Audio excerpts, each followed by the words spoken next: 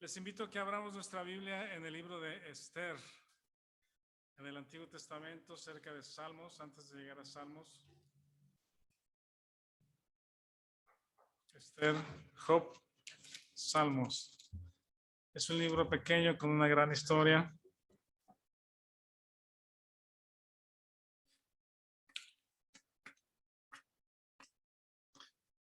Posiblemente, justamente el libro de Esther sea el material o el tema para estudiar después que terminemos ya pronto el actual material, la vida en Cristo después de la muerte del yo.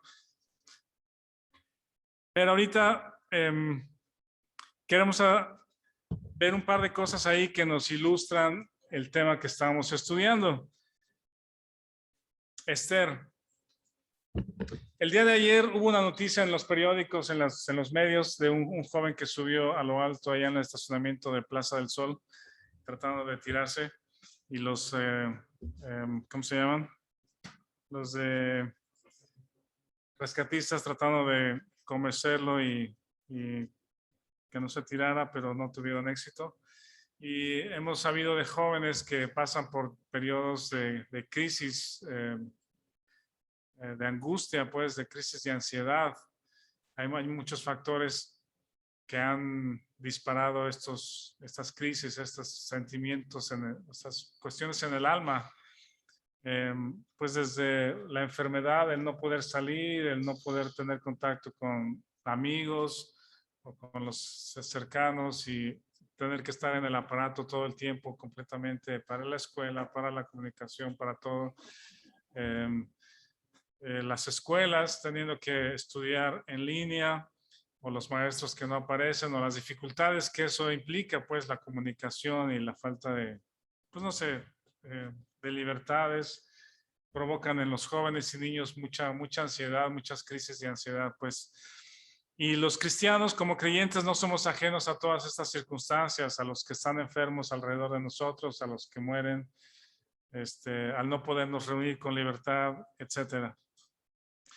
Y este tema que estamos hablando acerca de el compañerismo con el Señor Jesucristo es vital para considerarlo en estos tiempos. Es parte de aquellas necesidades que Dios pone en nuestro corazón, en nuestra alma, para seguirnos atrayendo hacia Él. Si recuerdan el año pasado que estudiamos, ¿sí fue el año pasado o antepasado con Scott en Tapalpa, el 19 antepasado? El tema fue Apocalipsis, y justamente aunque aparentemente lo primero que vemos de Apocalipsis son aparentes tragedias, ¿verdad? Que el agua, el sol se oculta, las muertes, pero vemos que atrás de todo eso es el amor de Dios atrayendo, llamando la atención a las personas para rescatarlos pues de la muerte eterna, de la perdición eterna. Y no creo que sea diferente en este tiempo. Las cosas que están sucediendo, Dios está buscando el corazón del hombre, aún a los creyentes y a los inconversos, para atraernos hacia Él. Y debemos estar, yo creo que muy atentos, justamente porque tú puedes ser, o tú eres un medio, un embajador de las buenas noticias de salvación, de reconciliación de las personas con Dios. Este libro de Esther, vamos ahí a leer algunos textos. Es muy interesante porque son hechos históricos, también escritos o avalados o mencionados por el historiador Heródoto. Heródoto escribe muchas de estas historias y coinciden perfectamente con los tiempos y lo que sucede aquí en el imperio medo-persa. Los medo-persas es un imperio mucho más grande de lo que fue el imperio romano. El miércoles pasado veíamos ahí un mapa de dónde abarcaba el imperio romano en los tiempos de los hechos, y es muy grande, pues el imperio medo-persa fue mucho más grande. Vamos a ver desde dónde abarcaba. Dice el versículo del 1 al 4, dice: aconteció en los días de Asuero, el Asuero que reinó desde la India hasta Etiopía, sobre 127 provincias. que en aquellos días, cuando fue afirmado el rey Asuero sobre su trono de su reino, el cual estaba en Susa, capital del reino, en el 3er año de su reinado, hizo banquete a todos sus príncipes y cortesanos, teniendo delante de él a los más poderosos de Persia y de Media, gobernadores, príncipes de provincias, para mostrar él las riquezas de la gloria de su reino, el brillo y la magnificencia de su poder por muchos días, 180 días. Bueno, aquí hay algunas cosas a destacar. Luego nos vamos a meter, si estudiamos el libro de Esther, más adelantito, nos vamos a meter en muchos detalles, pero este Asuero también se le conoce como Jerjes. Es uno de los nombres que el historiador Heródoto parece que coincide con Jerjes. Si tuviéramos que colocar a Esther cronológicamente en la Biblia, ¿verdad? Este lugar, digamos, de Nehemías y Esther no están precisamente cronológicamente antes de Salmos, están mucho después. Si pudiéramos mover o cronológicamente poner el libro de Esther, tendría que estar después de Daniel, ¿sí?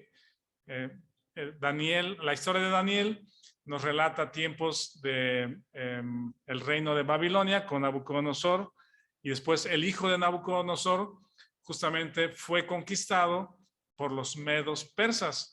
Los persas fueron un reino muy poderoso que sometieron a los medos, pero luego se fusionaron y muchos de los príncipes y ejecutivos de los medos vinieron a formar o se integraron, digamos, en la confianza de los persas y extendieron su reino. Dice que eran 127 provincias desde, ¿cómo se llama? Etiopía, en África. Es el imperio quizá que ha abarcado 3 continentes. El imperio en África, el imperio en Asia y India también, ¿verdad? Dice que alcanzaba hasta India. Luego podemos ver los mapas, pero muy grande. Y resulta que este Asuero, con todo su poder consolidado después de 3 años, hizo una fiesta. ¿Ya vieron cuánto duró la fiesta? Hizo banquete. Medio año de banquete. Dice, voy a mostrar mi esplendor, mi gloria, la magnificencia del imperio. Ok, vamos a hacer una fiesta de 7 días, 8 días, un mes, no, 180 días de banquetes. Eso es impresionante, pues, o sea, tener los recursos, la gente, los medios, para traer a todos los principales de todas las provincias. Eso es muy, muy, muy destacable, pues. Algunos han dicho que este imperio medo-persa es como los de Monterrey. Perdónenme, los de Monterrey. ¿Por qué? Ya alguien preguntó, porque vean el versículo 11. Dice,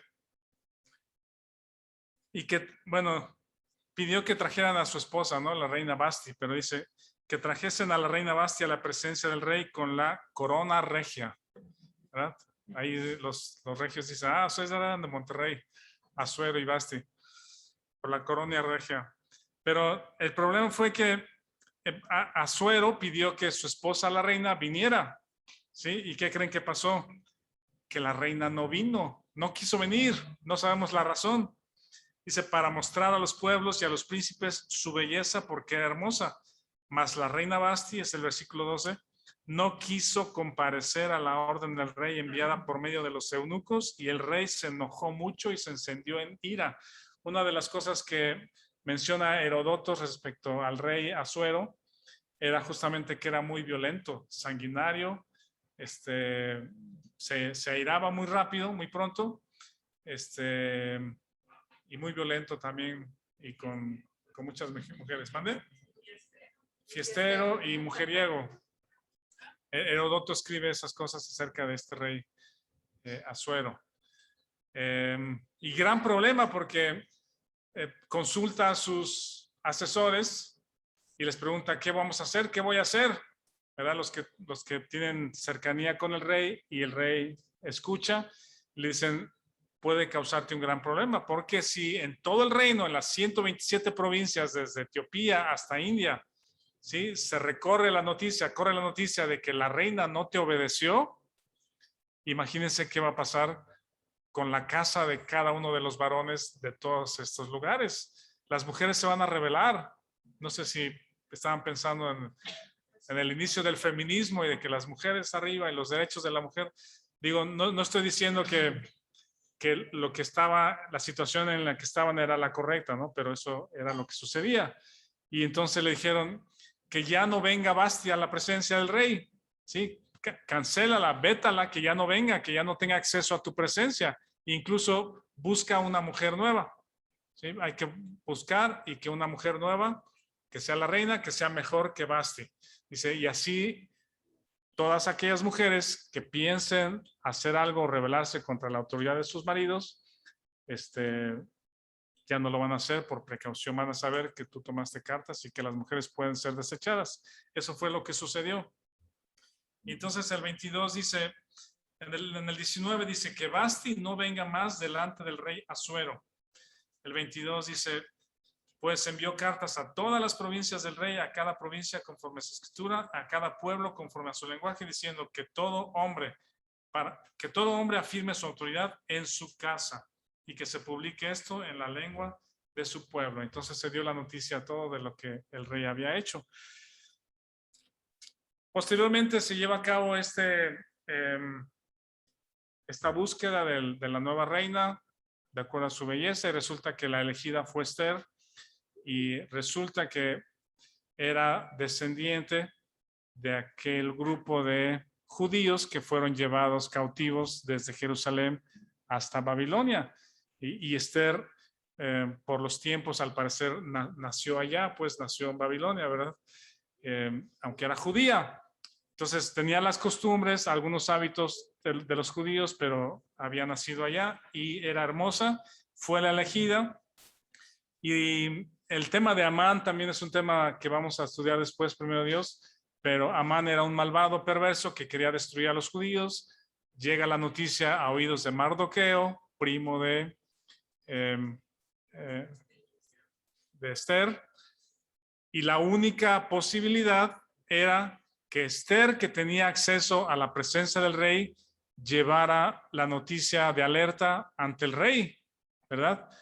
Y hay una situación muy complicada que es, hay una ley que si alguien se atreve a entrar en la presencia del rey sin ser llamado, muere.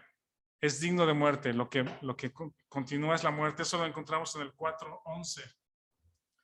Dice, todos los siervos del rey y el pueblo de las provincias del rey saben que cualquier hombre o mujer que entra en el patio interior para ver al rey sin ser llamado, una sola ley al respecto a él, ha de morir.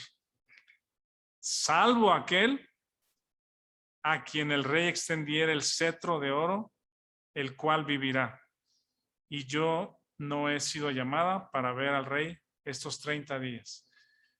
Y tenía la presión de ir al rey a darle la noticia y prevenir que Amán quiere, ¿cómo se llama?, exterminar a los judíos y decirle, yo soy judía. El versículo 16 dice, ve, reúne a todos los judíos que se hallan en Susa y ayunad por mí. No comáis ni bebáis en 3 días, noche y día. Yo también con mis doncellas ayunaré igualmente. Y entonces entraré a ver al rey, aunque no sea conforme a la ley. Esta es una de las frases también muy destacadas. Si perezco, que perezca. Entonces Mardoqueo fue e hizo conforme a todo lo que le mandó Esther. En el capítulo 5 nos relata el desenlace de esta pequeña historia o de esta etapa de la historia.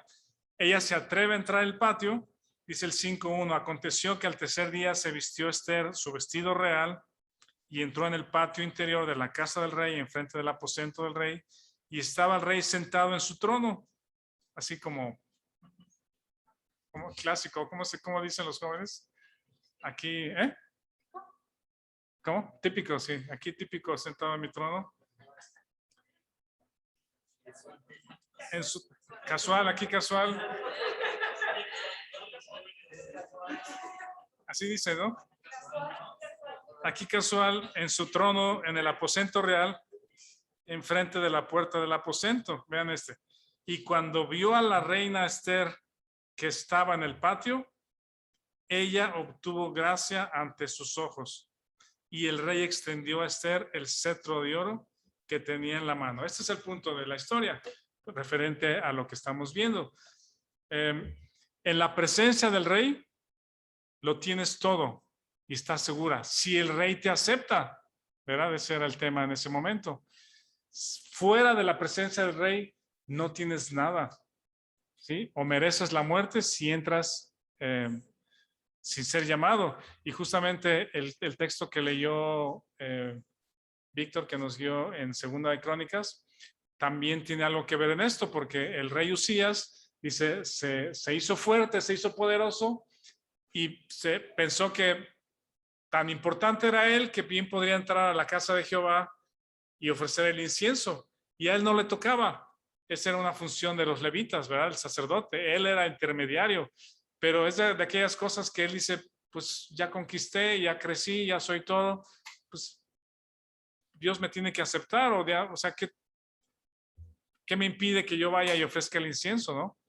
No respetando, no siguiendo ese lineamiento de parte de Dios. Y cuando él lo hizo, se llenó de lepra y de eso murió, de leproso. Toda la vida vivió leproso, separado del pueblo, porque él era indigno de entrar en el lugar santísimo, en el lugar santo, para ofrecer el incienso.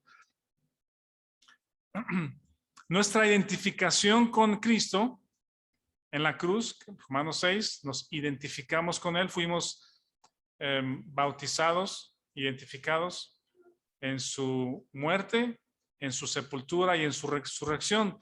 Hemos sido uno con él, ¿sí? Esa identificación nos ha abierto la puerta o la entrada a la presencia del Padre. Somos uno con él. Y de acuerdo a Efesios 2, que estamos por estudiar también y que es muy familiar para nosotros el texto, dice, nos ha sentado en lugares celestiales con Cristo. Esa es nuestra posición, ese es nuestro lugar, porque estamos identificados con Cristo, somos uno con él. Y la obra terminada de la cruz, ¿sí?, nos introduce a la misma presencia de Dios. No solamente es que él viene a morar a mi corazón. Creo que a veces ese es el único cuadro o la única, así es como vemos la vida cristiana, nada más, pues él vino a mi corazón, ¿sí? Y está aquí conmigo. Pero no, hay mucho más trascendente que afecta a nuestra alma y nuestra vida, y es, tú estás en su presencia, tú estás con él, tú estás en el trono, estás junto al trono, estás sentado a la diestra del Padre. Eso lo ha completado o lo ha logrado la obra terminada de Jesucristo. Por su sangre hemos sido perdonados, y por la obra terminada de Cristo, nuestra identificación con él, hemos sido aceptados en el amado. Y lo que sucedió con Esther es de que el rey, al ver a Esther, o Esther obtuvo gracia del rey, ¿verdad? Pueden imaginar también esa escena. No sé si la hermosura de Esther, la sencillez, la actitud, no sé si el lenguaje corporal de Esther, ¿verdad? La hermosura de sus ojos o la transparencia de sus ojos, y no sé, ¿verdad? Pero hubo algo en ella que, más allá de su belleza, yo pienso, porque Vasti era hermosa y el rey la desechó y dijo, nunca más va a venir Vasti a la presencia del rey. Pero en cuanto presentó a Esther, el rey, dice, le dio gracia y extendió su cetro de oro para aceptarla. Esa aceptación, si nosotros nos presentáramos delante de Dios por nosotros mismos, no pudiéramos, ¿verdad?, ser aceptados, ¿verdad? Siempre hay peros, o siempre somos insuficientes en nuestra propia conducta, capacidad, fracasos o fallas en vivir la vida cristiana. Pero gracias a que estamos identificados juntamente con Cristo, lo que hizo el Señor Jesucristo al presentarse delante de Dios o estar delante de él es, este es mi Hijo amado en quien tengo complacencia. Él aceptó la obra de Cristo y él te acepta igual que aceptó a Cristo, porque estamos en él, no por nuestras nuestras obras o nuestra bondad, sino por lo que el Señor Jesucristo hizo. Estamos en Cristo. Todo eso lo hemos visto más de una vez en Efesios 2, en Colosenses. En fin, la obra terminada de Cristo nos trae a su presencia. Y en ese lugar es donde nuestra alma encuentra una morada segura. Nuestra alma encuentra, a pesar de las circunstancias y donde en ocasiones nuestra alma se puede llenar de angustia o de ansiedad o de temor, en la presencia de Dios, nuestra alma encuentra seguridad y paz. ¿Sí? Y ese es el llamado en este momento. Morar en su presencia. No solamente Él en mí, como vimos en Juan 15, ¿verdad? Yo en ustedes y ustedes en mí. No nos quedemos solamente con la mitad o con una parte de que Cristo vive en mi corazón. Eso está muy bien porque Él es nuestra vida, ¿verdad? Pero ahora tú moras en Él, tú moras con Él, ¿verdad? Yo en Él. Y esa parte es donde los creyentes tenemos que ser atraídos, o sea, a donde los creyentes tenemos que ser atraídos. Y el propósito de esa atracción es para que Él desarrolle en nosotros lo que es agradable a su presencia, ¿verdad? Algo había en la presencia de Esther que agradó al rey y la aceptó.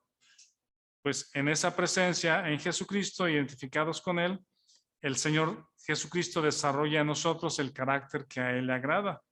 Lo que es agradable para Él lo desarrolla en nosotros, es Cristo en nosotros. La verdad de que estamos sentados juntamente con Cristo no es el fin de la obra de Cristo. Es el comienzo del crecimiento en la vida cristiana. Es el principio del crecimiento y de la madurez en nuestra vida cristiana. El considerarnos sentados juntamente con Cristo en su presencia. Y tenemos que asumir nuestra posición, asumir por fe el lugar que tenemos en Cristo. Y es algo de lo que Esther también asume, pues ella se asume como reina, ¿verdad? Fue elegida reina, se asume como reina y entonces busca tener acceso a la presencia del rey y obtiene la gracia y la entrada a la presencia. Es donde le hace la petición. La historia, les digo, ya la conocen algunos o muchos, pero la vamos a ir desglosando. Tim nos recomendó poder estudiar Esther porque dice, ahora que han estudiado todo el Nuevo Testamento, muchas verdades respecto a nuestra posición y la obra de la cruz y de lo que somos, todas estas verdades, ahora volteamos al Antiguo Testamento y allá encontramos cuadros o encontramos figuras o ilustraciones de estas verdades. Eso es lo que es el Antiguo Testamento. El Antiguo Testamento no fue escrito para nosotros, ¿verdad? Y no quiero que se entienda mal. La Biblia dice, fueron escritas para nuestra advertencia, para nuestra enseñanza, ¿verdad? Ahí están. Pero nosotros no estuvimos cuando Dios le dio la ley a Moisés. La ley de Moisés no fue para los gentiles, fue para los israelitas en ese momento. Por lo tanto, no tenemos por qué ir al Antiguo Testamento y tomar promesas que no son para nosotros o leyes que no son para nosotros, que no son para la vida cristiana. Alguna vez les compartí una historia de un amigo que se quitó el zapato. Sí.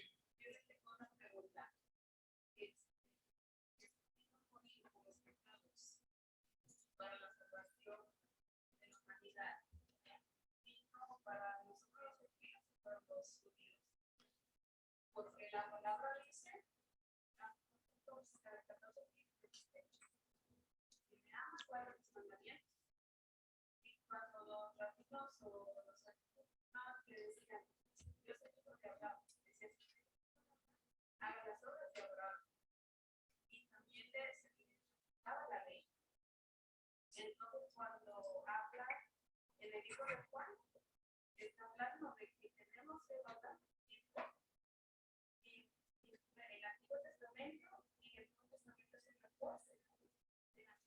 Es como que usted está haciendo un testamento y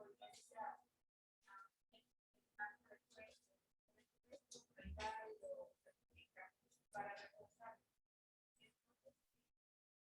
Es una vida más por nosotros. Morir por el pueblo de Dios, por Israel, porque Israel fue el que pecó, pero gracias a que dice en Romanos, ahora ya no se dice, estamos juntos con el Eterno.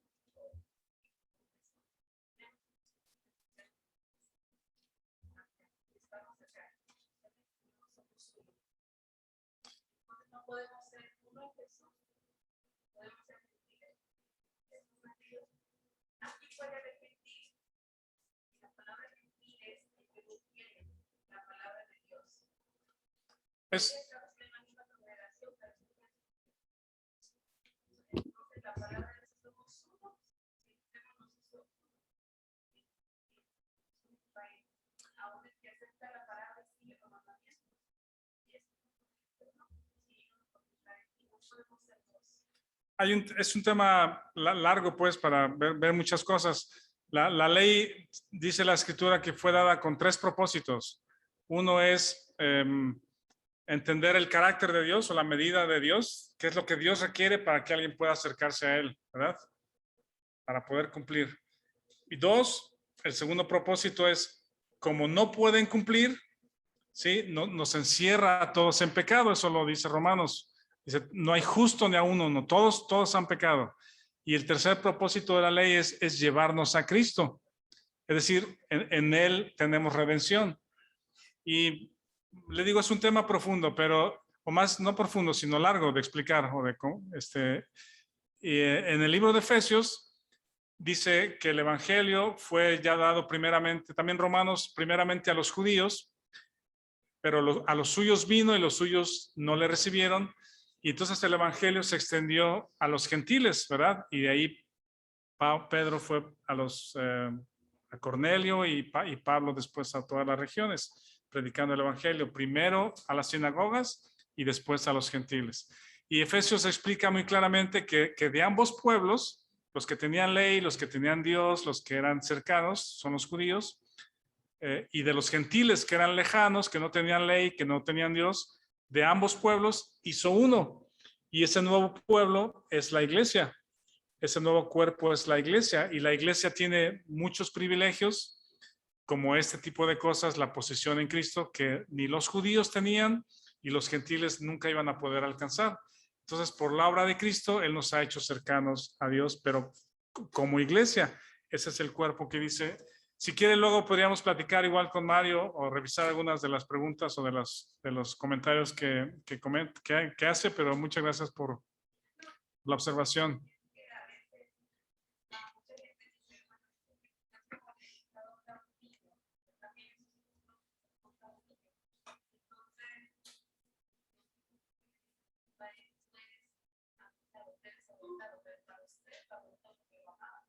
Sí. Es su hijo, así. Sí.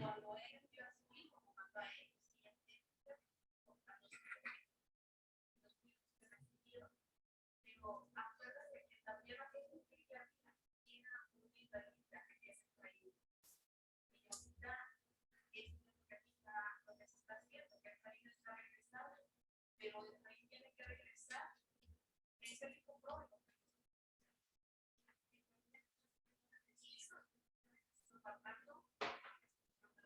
Para poder llegar a la presencia del Eterno o llegar a la salvación que el Eterno le está dando. La ley son los 3 mandamientos, la ley o las instrucciones, los 3 mandamientos que le llamamos son instrucciones. Y el Eterno dejó para que nosotros nos guiáramos por esas instrucciones. Por eso no por las instrucciones, no practicar. Es una instrucción que debemos de caminar en ella. Por eso la salvación no está en la salvación. Ok. Bueno.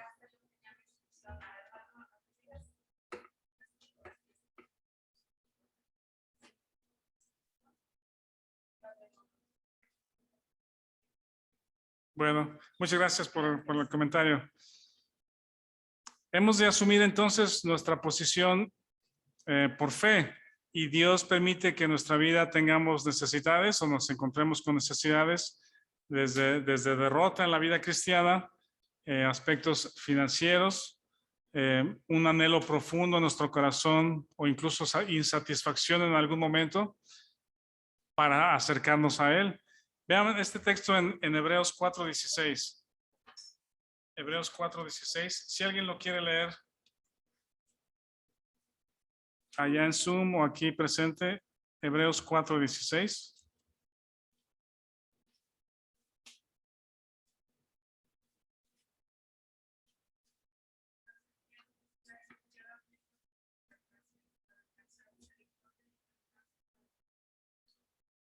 Ahí asumimos nuestra posición, nos acercamos al trono de la gracia y de hecho ahí estamos, ¿verdad? Estamos delante de Él por fe en el Espíritu y confiadamente hablamos con Él, nos acercamos a Él para alcanzar misericordia y hallar gracia para el oportuno socorro. Ese es el lugar de seguridad, la misma presencia de Dios donde estamos.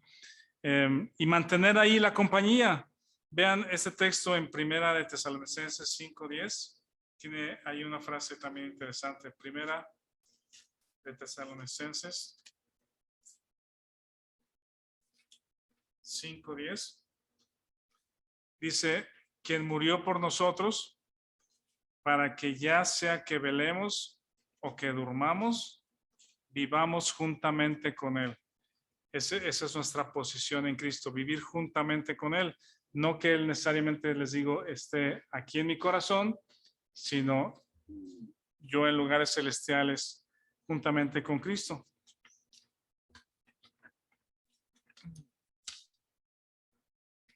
Colosenses 3 nos enseña que tenemos que poner nuestros afectos o nuestra mirada en las cosas de arriba.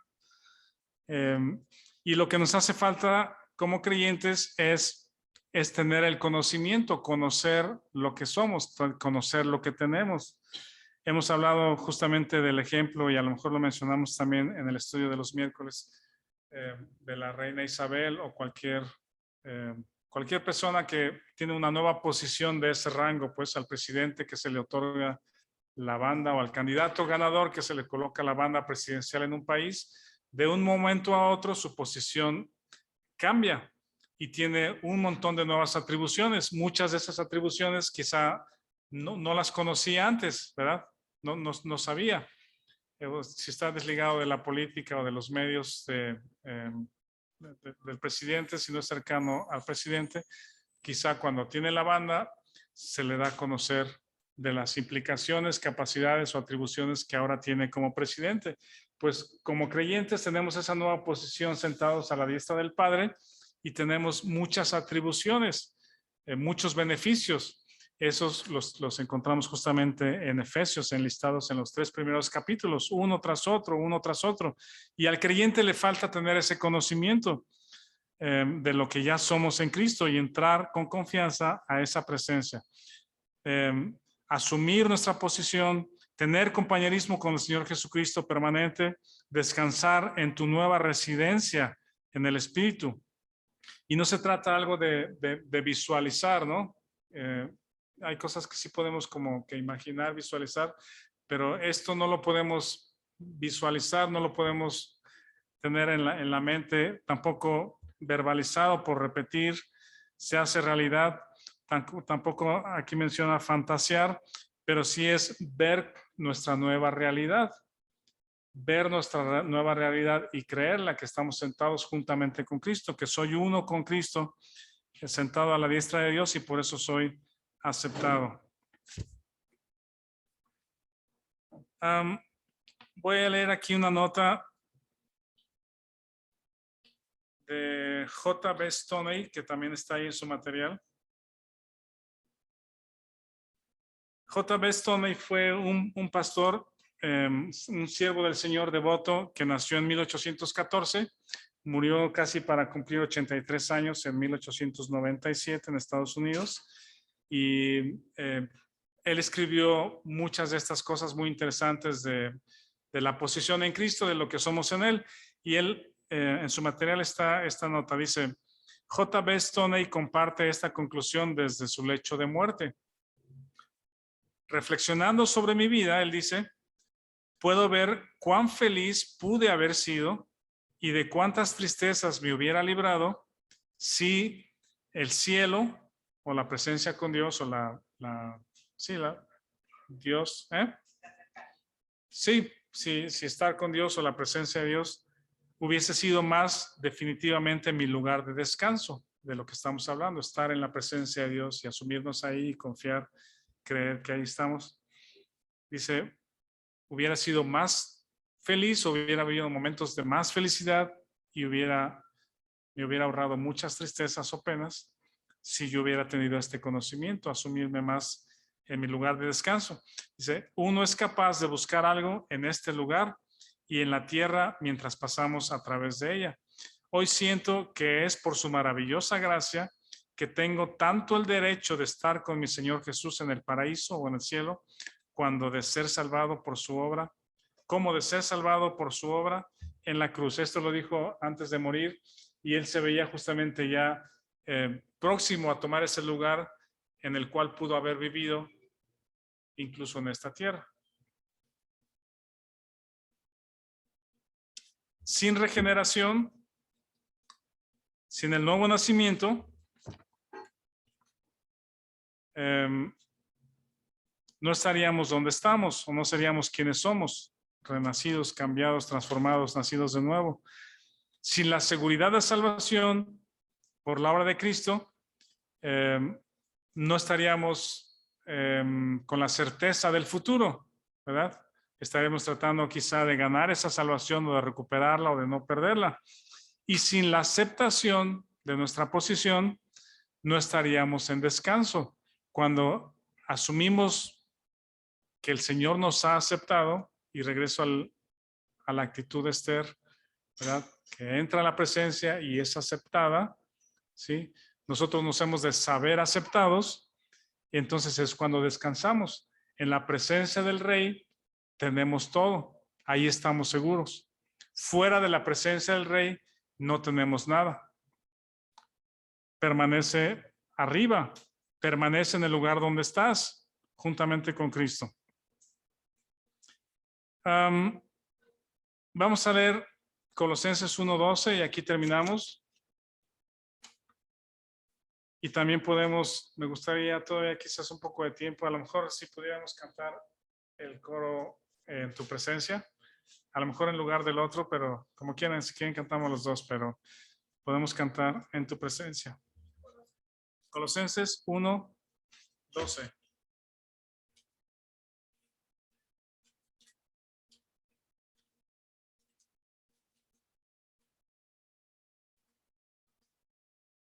Dice, con gozo, dando gracias al Padre que nos hizo aptos para participar de la herencia de los santos en su luz, ¿verdad? Esa aceptación, esa capacidad que nos hizo aptos para participar, es extender el cetro de oro para aceptarnos. Y de esa posición en donde tenemos paz, donde a pesar de las circunstancias, el Señor nos libra de la ansiedad, nos libra de la preocupación y nuestra alma obtiene descanso, es también de donde brota o nace los ministerios donde Dios te usa para alcanzar a otros, ¿verdad? No podemos compartir paz a un corazón atribulado si el mío está igual o más de atribulado, ¿verdad? Las personas el día de hoy necesitan que alguien les diga con autoridad y certeza que Dios puede darles paz en su corazón, que Dios puede darte descanso en la ansiedad, que Dios tiene un propósito para tu vida. Pero ¿cómo vamos a compartirlo con seguridad si yo mismo no estoy participando de la presencia del Señor y descansando ahí? Todo ministerio o alcance al perdido brota directo del compañerismo con el Padre. Muchas gracias. Gracias, Vic.